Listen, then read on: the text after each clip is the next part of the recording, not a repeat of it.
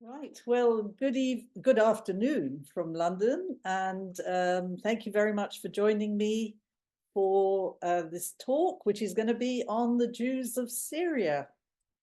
Jews of Syria, one of the oldest communities in the world. The tradition says they have been there since the time of King David, and certainly since early Roman times. The Jews of Syria are a tale of two cities: Aleppo, an outward looking commercial center, and Damascus, once the capital of the Umayyad Empire and a more austere political center. You can see Aleppo in the northwest corner of the country there. It's called Halab. And Damascus is in the southwest corner, Dimashq. The Jews of Aleppo were called Halabi Jews, and those of Damascus, Shami Jews from al-Sham. Greater Syria was called Balad al-Sham. As you can see from this map, the two communities of Aleppo and Damascus are 150 miles apart, but they were worlds away in mentality. The Jews of each city were very different, and to this day have maintained separate synagogues and different traditions. At some point, they didn't even marry each other. There was also a Jewish community in Kamishli, which is in the very northeastern top corner of the map, right on the border with Turkey. But this is really Turkish Kurdistan. It's not really Syria. Aleppo is one of the oldest continuously inhabited cities in the world. It goes back nearly 3,000 years. And there's a legend that Abraham milked his flocks on the way to the promised land. Halab is Arabic for milk. But Aleppo was known by Jews by its original name, Aram Zova. For centuries, Aleppo was the largest city in the Syrian region and the Ottoman Empire's third largest after Constantinople and Cairo. But it had one of the smaller Jewish communities in the Arab world, and there were no more than about 30,000 Jews in the whole of Syria in 1948. In the 16th century, Aleppo became the capital of the Ottoman province of northern Syria. The original Jewish community were Arabic speakers known as Musta'aravim. Sephardim from Spain arrived after the expulsion in 1492, and eventually they too integrated into the existing native community of Musta'aravim. At the end of the 17th century came an influx of Francos, or free Jews, from Italy, Holland, Austria, and France. These were Jewish merchants who were foreign protégés, not subject to the dhimmi rules under Islam. The Francos retained their privileged foreign citizenship. Aleppo was also a religious center and was home to many prominent rabbis. In medieval times, they produced amazing handwritten Bibles, the Aleppo Codex, the Sassoon Codex, for instance, and many others. Thousands of researchers and scholars and famous Orientalists would turn to the great synagogue in Aleppo to examine its precious collection of books and Torah scrolls. One 19th century German traveler, Wolf Schur, noted that Aleppo and Baghdad were the only two communities where serious Talmudic study was practiced. Only in Aram Sova and in Baghdad, which is Babylon, he wrote, are there still people who know how to swim in the sea of Talmud, to plunge to its depths and to extract its pearls. Aleppo was at the end of the Silk Road, which stretched all the way to China. It was a pleasant city with a wealthy elite, which derived its prosperity from the Silk Road trade. A main caravan route linked Aleppo to Baghdad and Basra. Goods passed in the other direction through its markets on their way to Europe and the Mediterranean. Aleppo became the center of the spice trade, as in trading ports of the Mediterranean like Izmir and Alexandria, the city was cosmopolitan. It attracted a colony of European merchants, mostly French and English. Jews acted as agents for these European merchants. By the 19th century, however, Jews were gradually supplanted by Christians. These were better educated in missionary schools. They had better contacts in Europe and enjoyed the backing of Western powers. So Damascus is one of the oldest continuously inhabited cities in the world. It was first settled in the 3rd millennium BCE, described in the Talmud as the gateway to the Garden of Eden because of its fertile orchards and vineyards. It had an important Jewish community in Roman times. And as I mentioned, it was the capital of the Umayyad Caliphate in the early Middle Ages. And this caliphate actually stretched right across North Africa, as you can see, and eventually the Umayyads were deposed by the Abbasids in Baghdad, and they re-established control over Spain. The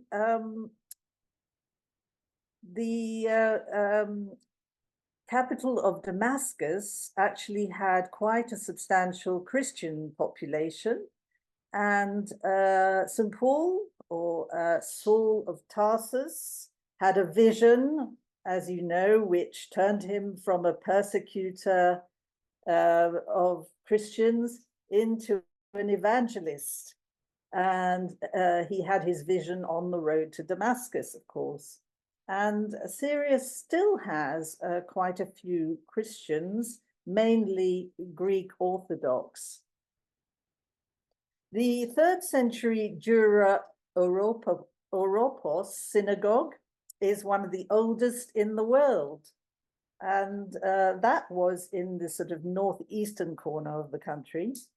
It was excavated in 1932, and the synagogue has wall frescoes like the one you see depicting people and animals. And the figures are a surprise, as Judaism does not allow people to be depicted usually. But these murals are now displayed in the National Museum of Damascus. Jobar is a few kilometers outside Damascus, and there was a famous synagogue there called the Jobar Synagogue. It was built adjoining a cave in which the prophet Elijah was supposed to have hidden, and it was known as the Eliyahu Hanavi. Nothing much is left of this synagogue, unfortunately, as during the Syrian civil war, it was totally destroyed. This was in May 2014. In the 12th century, Benjamin of Tudela reported that there were 3,000 residents in Syria, including physicians, intellectuals and poets, traders and craftsmen. Like Baghdad, Damascus was ruled by a Jewish figurehead called the Exilarch. The Jews suffered under the Mongols in the 15th century, who extorted taxes from them. Spanish refugees arrived in the 16th century, but fewer settled in Damascus than in Aleppo. Damascus was also on a caravan route to India, but never as rich as Aleppo. Damascus was notorious for its fanaticism. It was an assembly point for pilgrims to Mecca from the Balkans and Turkey. It was not until the 19th century that anyone in European clothes could enter safely. It was the last major city to admit foreign consuls. It lacked Aleppo's large colony of European merchants and was largely untouched by European influence. There was an impoverished Jewish quarter in Damascus. Some were weavers and dyers or worked in the silk trade for Christians or Muslims. Most Jews were glass workers, blacksmiths, bakers, or poor peddlers. They were very pious. The Jews were famous for their metalwork. This chest is the work of Damascus-born master craftsman Maurice Nisseiri. The art of inlaying metals into one another, known as damascene, to create ornamental objects, was taught to Nisseiri by his father, Zion Nisseiri. Maurice Nisseiri also adorned the grand gates of the Syrian presidential palace and the ark in the Frangi synagogue in Damascus on the left-hand side. He may be the last Jewish practitioner of a centuries-old artistic heritage. Today, he lives in the US. The status governing the Jew was dhimmi. This meant that Jews and Christians could practice freely, but were subject to constraints and humiliations. They generally had fewer rights than the Muslims. But Damascus had a handful of wealthy families, for instance, the Farhi, Angel, Stambuli, Picciotto, and Lisbona families. How come? Traditionally, Muslim rulers tended to appoint Jews to high positions as administrators or to manage financial affairs. This is not because they were better educated than the Muslims, but because they lacked an independent power base and were therefore not a threat. The ruler could remove them from office, confiscate their wealth, or even have them executed without opposition. And this is just what happened to Haim Farhi. And this is another of the wealthy mansions to be found in Damascus. It was the home of the Lisbona family, which became a school in the 1960s and 70s. So Haim Farhi, as we were saying, was born in Damascus in the mid 18th century from a prominent family. He was devout and loyal. His father was appointed to one of the highest posts in the government of Ahmed al-Ghazar. Al-Ghazar was a cruel, ruthless governor who had accumulated his wealth from corruption and pillaging. Haim Farhi is famous for helping to defend the city of Acre against Napoleon in 1799.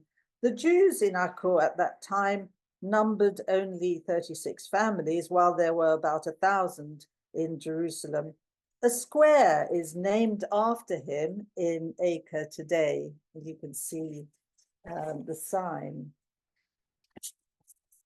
However, Haim Farhi became the victim of political intrigue and was betrayed by the cruel, spiteful, and malicious governor Al-Ghazar. Al-Ghazar ordered his executioner to gouge one of Haim's eyes, cut off his nose and ear.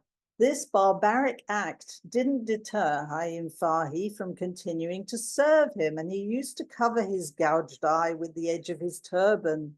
Here you see him holding the petition of a man prostrating himself before the governor. And I think you just make out that he has a patch on his eye and he's got no nose. Solomon Pasha, who replaced Al-Ghazar as governor, kept Haim Farhi on for 16 more prosperous years. He was so influential that he effectively ruled Sidon and Damascus and the entire Syrian coast. But he is a test case in Jewish vulnerability. When the governor's son Abdallah succeeded Suleiman, he had Hayim Farhi treacherously assassinated and his body thrown in the sea. All his property was confiscated and his widow died penniless shortly afterwards. Hayim's brother Raphael became Minister of Finance. He was also to be betrayed through false accusation in connection with the Damascus affair. Whoops. The Damascus affair was the first blood libel in the Muslim world.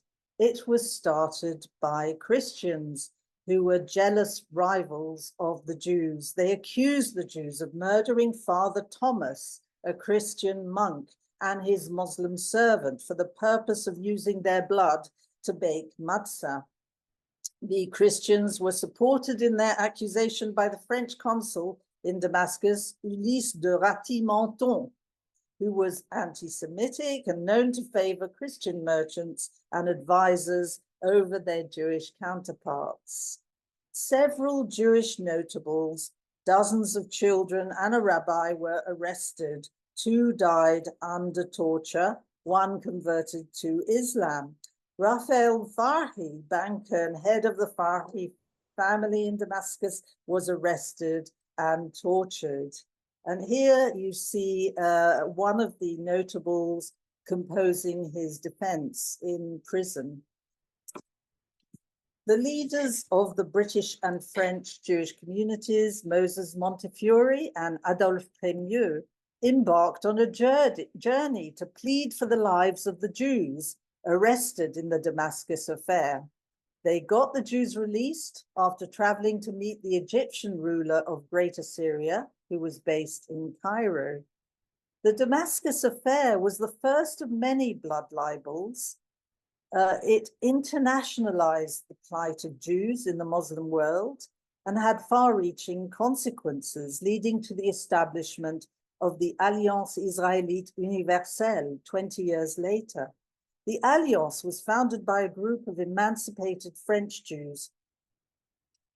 They wanted to teach the Jews of the Muslim world to stand up for themselves and acquire the skills to thrive in the modern world. In Syria, the first Alliance school opened in Damascus in 1880. A girls' school was opened in 1883, and of course this was revolutionary to actually educate girls. By 1910, there were 768 students. The Alliance had to begin with first principles, like feeding the Jewish children and teaching them the basics of hygiene. According to Alliance figures, 25% lived in extreme poverty, 50% in poverty, and 25% were lower middle class. This was the brave new world where Jewish children were taught the values of liberté, égalité, and fraternité at school. The dhimmi rules had been abolished, and Enlightenment values also influenced the young Ottomans in Constantinople or Istanbul, who wanted to reform the archaic Ottoman Empire. However, they failed to establish a constitutional monarchy. The end of the 19th century was a period of decline and instability. Christians and Druze fought a war in 1860. By and large, there was not as much hostility between Muslims and Jews as there was between Muslims and Christians. Indeed, there was a kind of alliance between Muslims and Jews against the Christians. The Suez Canal opened in 1869. This meant that the Silk Road was no longer viable, and many Jews sought to leave for Eretz Israel, for Central and South America, Mexico, Panama, Argentina, and Venezuela. Some 5,000 Syrian Jews arrived in New York before World War I. And today there is a large Syrian community in Brooklyn and Deal, New Jersey. And they even migrated as far as Japan and the Philippines, exporting linens and textiles. And here you see two of the Syrian diaspora synagogues. One is in Jerusalem, the Addis Synagogue, which was founded in 1901. And the one on the right is the Or Torah Synagogue in Buenos Aires, which was founded in 1930. But of course, there are many, many others. Jews migrated to Egypt, but retained links with Syria. For instance, an Egyptian Jew built the Damascus-Aleppo Railway, and another founded the National Bank of Syria. And another favored destination was Manchester. Manchester was particularly attractive as it had a thriving textile industry. At a baby's Brit in Syria, it was often said, "May he grow up to live in Manchester." Towards the end of the 19th century, Jews also left Syria to escape conscription in the Ottoman army as the Ottomans fought more and more wars. But of course, numbers of Jews were press-ganged into the army and some never came back.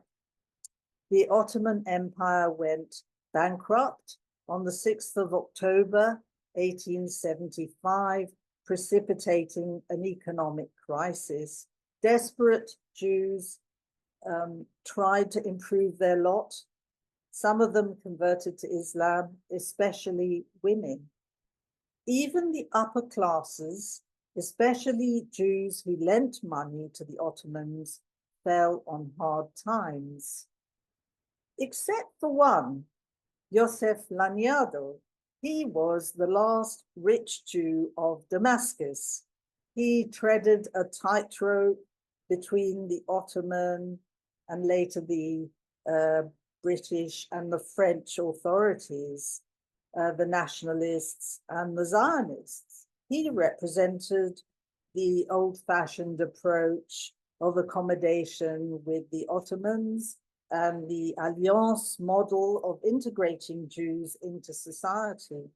He was the only Jewish representative in the Syrian parliament in the 1920s.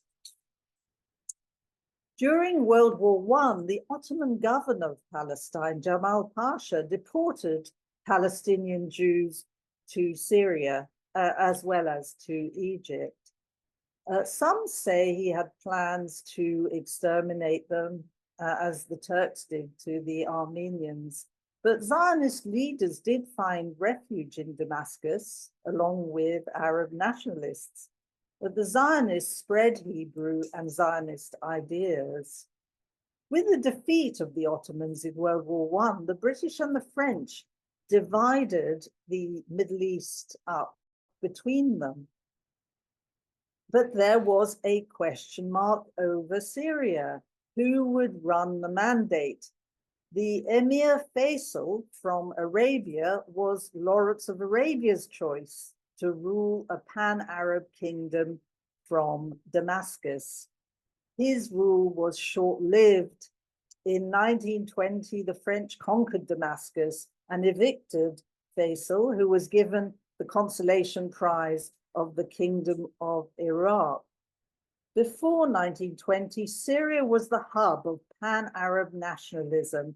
And you can see from this map that the Arabs had designs on an area that includes present-day Jordan. They also had designs on Palestine, well, what became the British Mandate of Palestine. And that was an absolute catastrophe for many nationalists when it was hived off and became the British Mandate in 1920. And that's the first time that the word Nakba was used. The OETA, incidentally, means Occupied Enemy territory administration. So that was the area that hadn't actually been allocated before 1920. Several of the Arab nationalist leaders were Syrian Christians, like Michel Aflaq, who founded the Ba'ath Party, or Constantin Zurek, who coined the term Nakba for the Palestinian defeat of 1948, or Anton Sadeh, founder of the Syrian Socialist National Party. After the eviction of Faisal, the pan-Arabists' focus shifted to Iraq, and the ultra-nationalists accompanied Faisal. They took up important posts in the Iraqi government. But back in Syria, the French had established their mandate.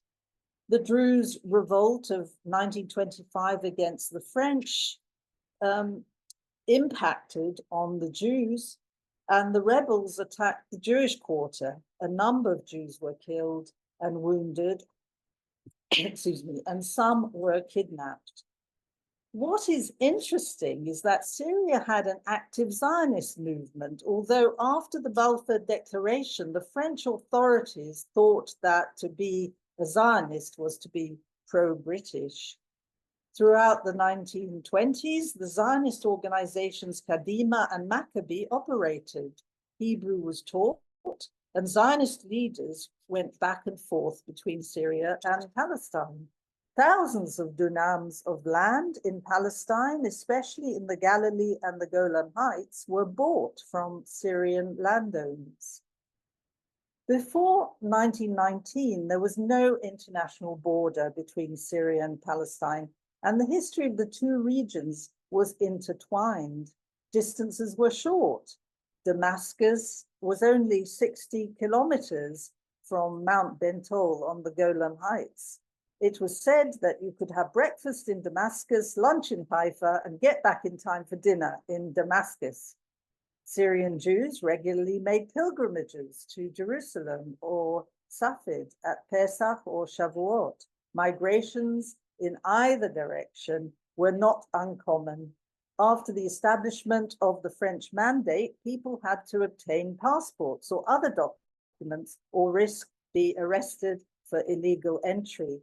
Between 1919 and 1948, 9,118 immigrants entered Palestine. 1,300 Syrian Jews were escorted in daring and illegal operations over land, and nearly twice as many Syrian Jews arrived before the establishment of the state in 1948 as after that date. Most were from Aleppo. During World War II, only a few hundred managed to obtain legal British immigration certificates. So the best chance Jews had of making it to Palestine was through illegal immigration. And the organization in charge was Aliyah Bet, Aliyah Bilti Legalit. And between 1938 and 1942, Aliyah Bet began to send emissaries to Iraq, Syria, Iran, and Lebanon to engage and pay smugglers. Nissim Arkeli gives a graphic description of his attempt to escape. The Arab border smugglers sat us on horses, and instead of saddles, we sat on several sacks. They prodded us to hurry with curses and threats. The road, which wound through mountains and hidden wadis, was difficult and taxing, with the ever-present life-threatening danger of falling from the horses and breaking one's neck on the rocks. Talking was strictly forbidden, and it was impossible to complain or ask for anything. We very quickly developed calluses on our bottoms and thighs. By the second night, the calluses had become very painful, bloody wounds.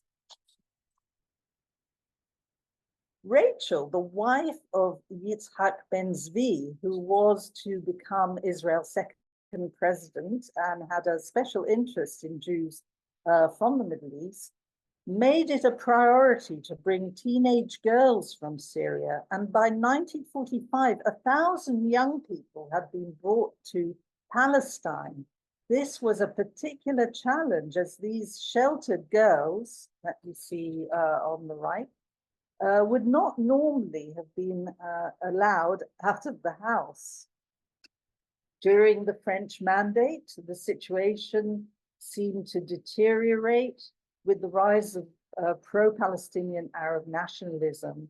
In 1935, the Mufti of Jerusalem, Haj Amin al-Husseini, visited Syria. He incited against the Jews. As a result, over 5,000 left the country.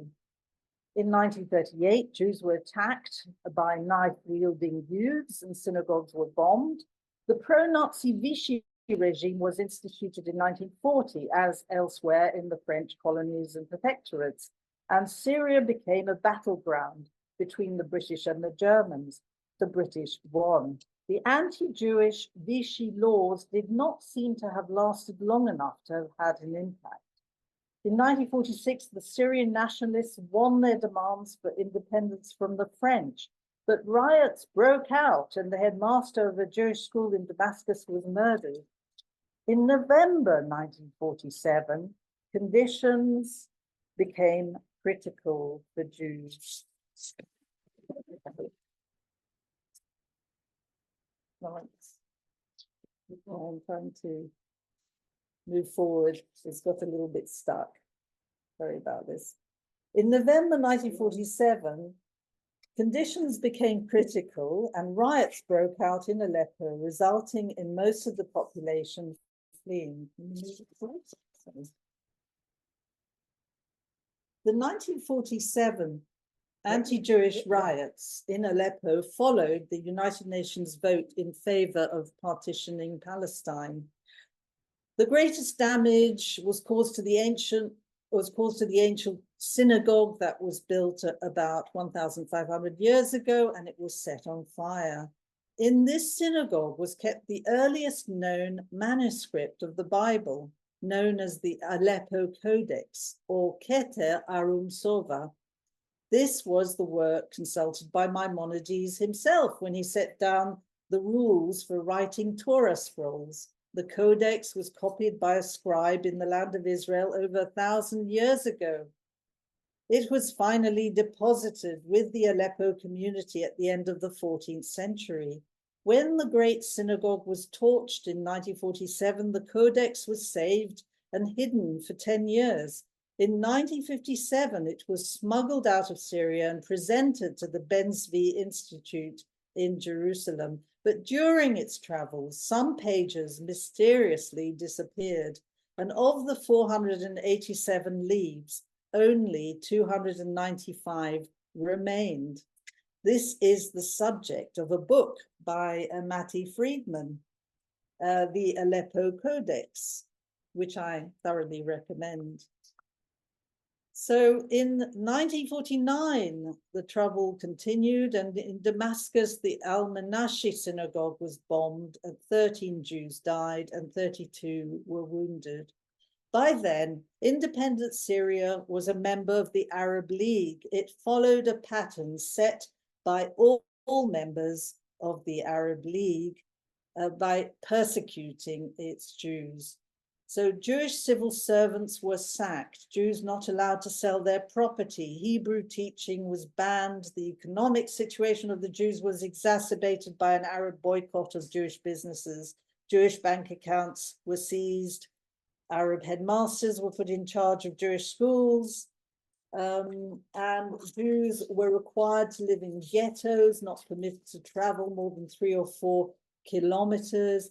Anyone attempting to flee the country could be sentenced to death or jailed and tortured for 3 months or more.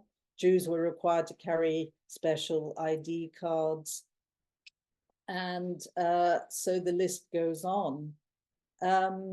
Many Jews tried to leave before 1950, and Palestinians moved into some of the abandoned Jewish property. Only 4,000 Jews remained in Syria after 1950. They were forbidden to leave the country, and those who did not leave became hostages for the next 50 years. Now, in 1948, 10,000 went to Lebanon. In fact, Lebanon was the only country to see its Jewish population increase. And one such case was the father of Rabbi Eli Abadi. Now, Rabbi Eli Abadi is probably known to you because he is the senior rabbi of the Gulf states at the moment. But he, in fact, comes from Syria. His family comes from Syria. And he told me this story of his father's escape from Syria. Now, his wife, Mrs. Abadi, had managed to get into Lebanon. She traveled with the children, but the father was unsuccessful after several attempts to escape Syria. And in one instance, he was caught by a Syrian guard who he happened to know. And the guard said, "The authorities are after you because you've tried to escape several times, and I have orders to arrest you. I'm coming back to arrest you tomorrow." Mr. Abadi understood the hint. And the very next day, with the help of some friends, he boarded the train to Lebanon. A train official with whom he was acquainted hid him in the cargo hold, warning that if he would sneeze or move a muscle, they'd both be caught and killed. His father hid there, silent and motionless, for hours, his fear intensifying once the train reached the border. The police conducted a thorough search of the cargo. When they came to his wagon, he was certain he'd be discovered. Miraculously, the guard was distracted and moved on to the next wagon. As soon as the train crossed the border, Rabbi Abadi's father jumped off the moving train and into a ravine. Somehow he landed safely, suffering only minor bruises. He began walking through the Lebanese terrain in search of his family, traveling by night so as not to be seen. Eventually, he found his wife and children. They were entirely unaware of his escape and were stunned when he walked through the door. So the family spent a few years in Lebanon, but they were forced to leave Lebanon in 1970 after large posters appeared in Beirut advertising his father as a Zionist agent. In other words, a spy. But Syrian Jews were not spies. However, it was a different story once they got to Israel.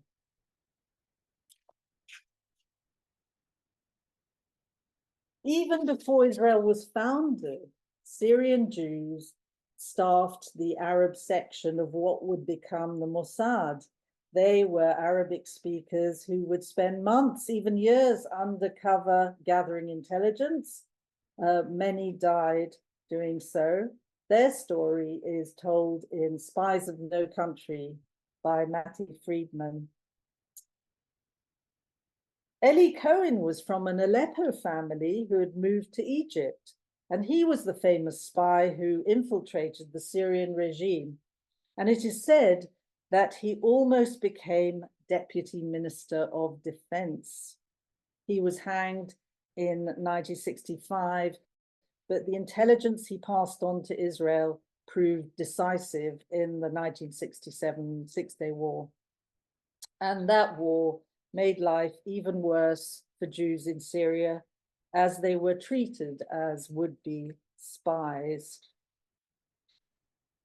In the 70s, some Jews were intrepid or desperate enough to break the emigration ban and make the hazardous journey out of Syria. Sometimes they did not make it, such as these 4 young women from the Zeybak and Saad families who engaged smugglers to take them across the mountains to Israel. Their bodies were found in a cave. They had been raped and mutilated. Those of you as old as I am might remember going on demonstrations to call for Syrian Jews to be allowed to leave.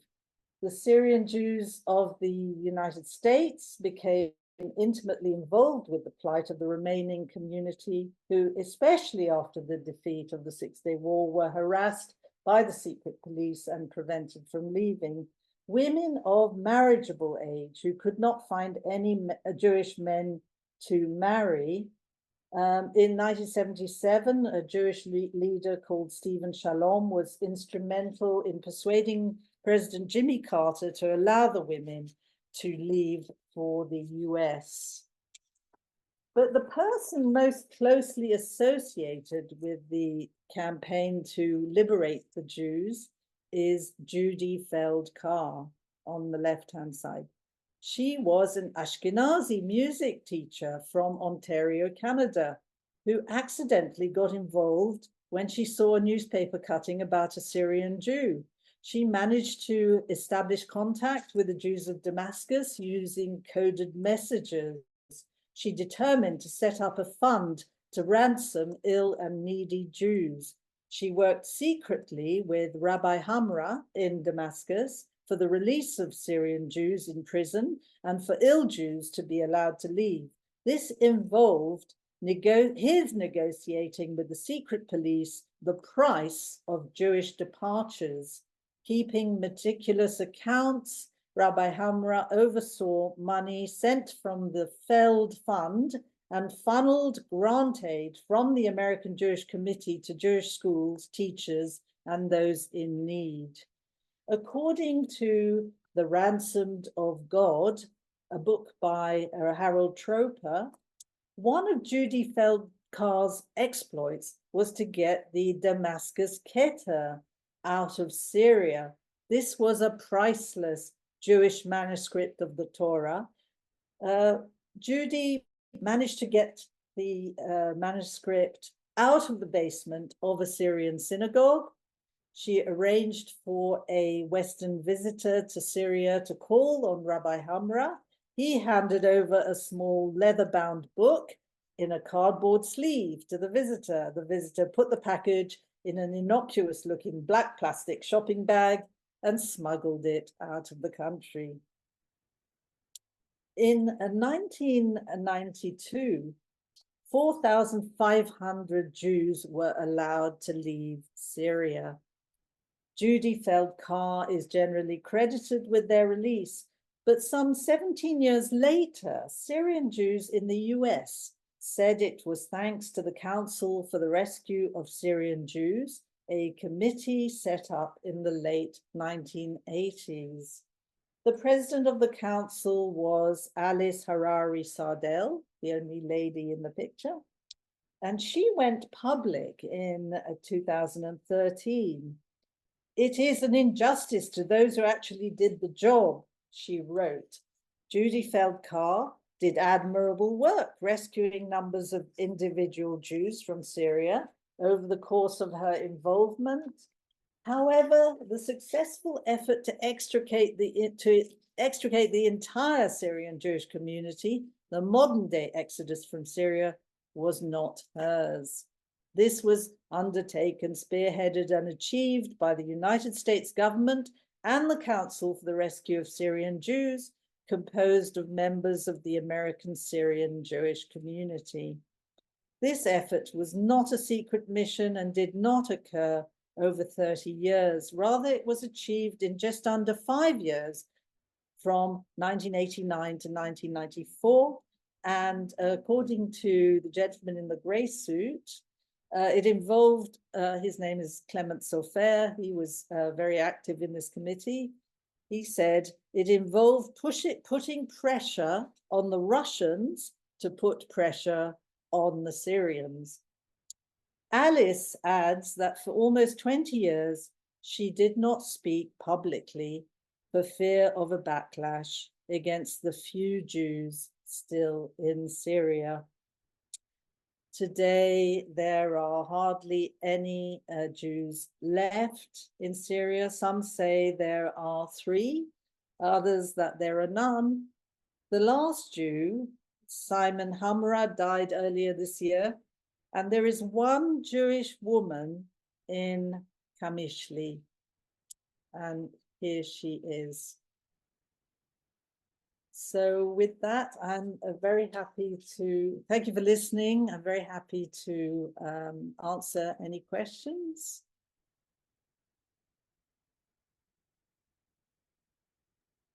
Lyn, do you want me to ask you them or can you see them? So is it under Q&A? Yeah, so if you click Q&A. Right, yes, I think I can see them. Thank you. Peter Con, they bought big houses on Palestine Road, Didsbury in Manchester, which was nicknamed Palestine Road. Love it.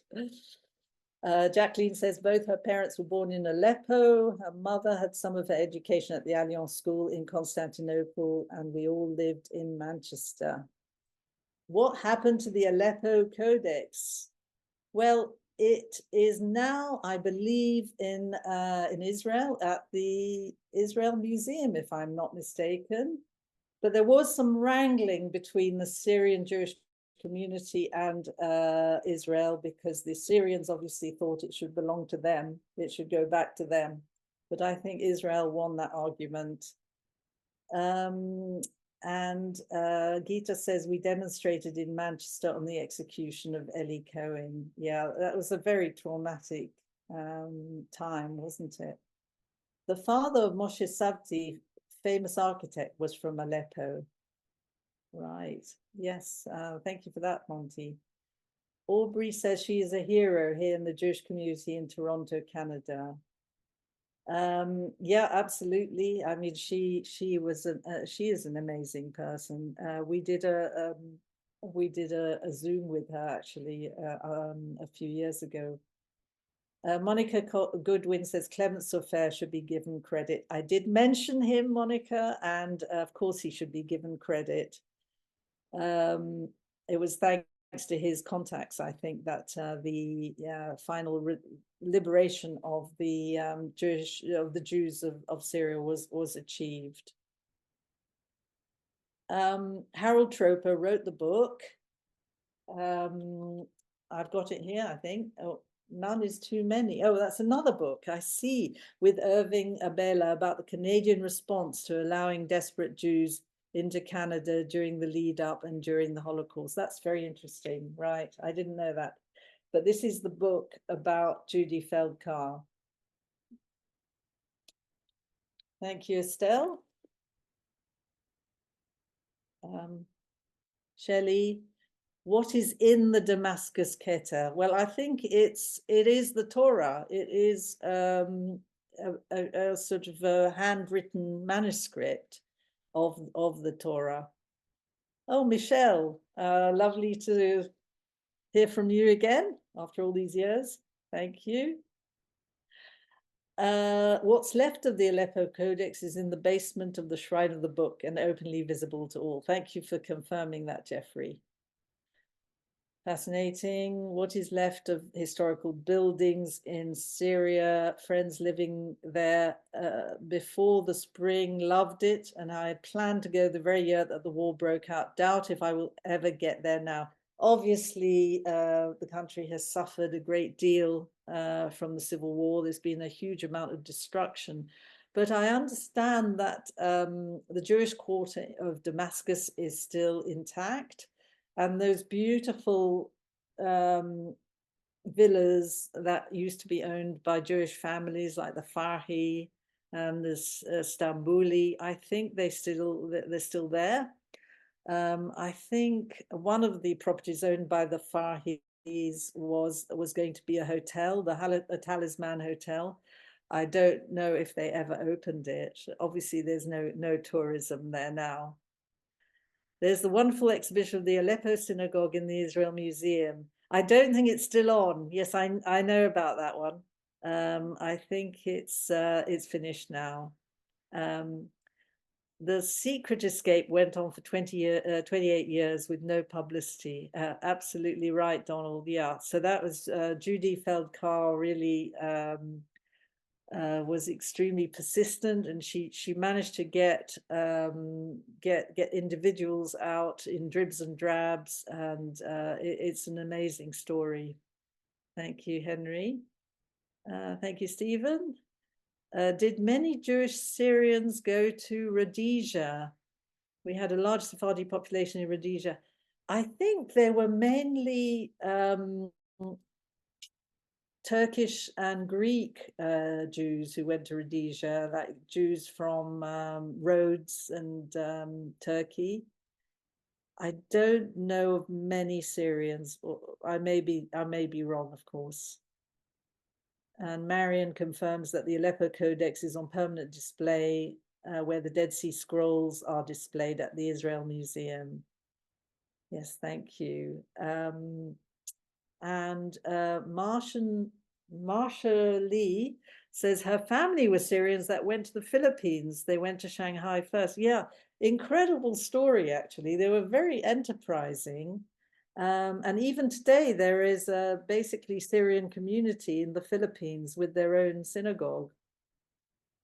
Is there a specific book I could recommend about Syrian Jewish history? Oh gosh, I was hoping you wouldn't ask me that, because there isn't actually a book on Jews of Syria. There are books on Sephardi communities which have a chapter on the Jews of Syria. For instance, the book The Sephardim by Lucien Gabay and Rabbi Abraham Levy has a chapter on Damascus, and it has a chapter on Aleppo, but it's a sort of general book on Sephardim. There are books on Aleppo Jewry, there are books on Damascus Jewry, but there isn't one that covers all of them. And so I found it quite hard to find the information, actually. Thank you, Anita. And I am a Lanyado from Cairo. Who is the Lanyado at the parliament in Damascus? Well, I don't actually know the connection there. I'm sure you probably are related, but it's very hard to tell. It may be explained in this book, The Last Rich Jew in Damascus by Yaron Ran. There is a family tree there, and you may recognize some of your ancestors, some of your relatives in that book, but I honestly don't know what your connection might be. Were the Sephardi Jews in Syria? The name Laniado sounds Spanish or Italian. Yeah, as I explained, the exiles from Spain arrived after the Spanish Inquisition in 1492. But they were kind of absorbed into the original community, who were kind of Arabic speaking. So they kind of lost their Ladino language and probably a lot of their traditions, unlike in Turkey, where the majority were Sephardi Jews from Spain, and therefore they retained their language. The Damascus Keta is in the National Library, and it's referred to as Judy's Keta. How lovely. Thank you, Caroline. And Yona says a facsimile of the codex is available via sepharia.org. Thank you for that. Thank you, Rita. Max, anything more about Syrian Jews in the US? The Brooklyn and Deal communities are strong. Celebrity American Jews include Jerry Seinfeld on his mother's side, Steve Jobs, wow, and currently David Ajmi, writer of the play Stereophonic, about a band on the verge of breakup with 13 Tony nominations, the most in the history of any non-musical. Thank you for that.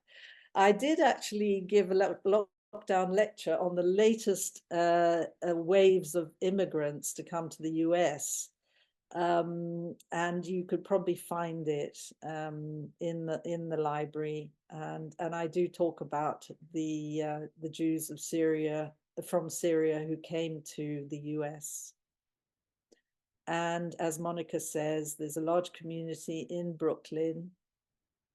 The Jews rescued by Clement Sofer were not only brought in but given green cards. Yes, that's amazing. And apparently Safra, Edmund Safra, paid for their travel.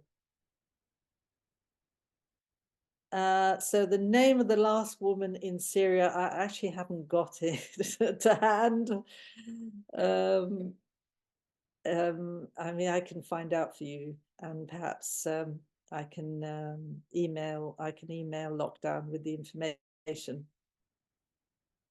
And Jacqueline points to Aleppo Tales by Haim Sabato. Yeah, I've got it here actually. yeah, Haim Sabat, yeah, it shows there's a very rich culture amongst the Aleppo Jews, and he tells various stories that were sort of handed down to him by his family. Oh, thank you for that, Donald. Nikki, the Foreign Affairs Committee of the Anglo-Jewish Association did a lot of undercover work in helping Jews escape from Egypt. Do you know if they also worked in Syria? My father worked with the AJA. I very much doubt it, actually. I don't think the British were involved in arranging the exodus from Syria. I think it was purely the Americans undercover. Oh, I see. You mean during the 1940s? That's quite possible, quite possibly. And Sarah Kemp says her mother's from the Tarab Cohen from Damascus, Mastaton, emigrated to Egypt as co-founder of the Hanan synagogue in Ramra. Very interesting. Yes, of course, there was quite a few Jews emigrated to Egypt from Syria after the Suez Canal was opened. Thank you, Nikki. Thank you, Monica. And her mother's family were from Aleppo and moved to Sudan. Yeah, they were very peripatetic, these Jews. Aromas of Aleppo, beautiful cookbook with history and family stories. Yeah, the food is absolutely amazing. Syrian Jewish cooking is meant to be amongst the best. What happened to the Damascus cemetery? I don't actually know. I don't think it's probably not in a very good state. So that's, I can find out for you, Jackie. Were there no communities in Hama and Homs? There were communities in Hama and Homs. I know someone called Hamawi. His surname is Hamawi, so obviously his family came from Hama, but not in modern times, I would say. I would think that the main communities were Aleppo and Damascus. Another interesting book, The Marriage Box, about Syrian Jews in America. Oh, and thank you, Donald. The Damascus cemetery was destroyed. Yeah, that unfortunately is what happened in most Arab countries. And I think that's the end of the questions. Is that right? Oh, thank you for that. The author is Corey Ajmi. Is that The Marriage Box? Yeah, lots of very knowledgeable people out there. Amazing. Thank you so much for your time. Have a wonderful week. Thank you. Thanks, everyone.